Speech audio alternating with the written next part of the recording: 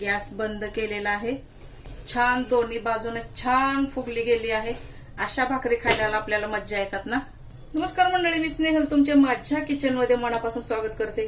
चला, नवीन दिवस नवीन व्हिडिओ। आज आपण मी ज्वारीच्या भाकरी कशा करते हे तुम्हाला दाखवणार आहे। तर आशा आहे की हा व्हिडिओ तुम्ही पूर्ण बघा, तरच तुम्हाला कळेल की मी भाकरी कशा केल्यात। तर सर्वात आधी आपण पीठ घेतलेलं आहे ज्वारीचं।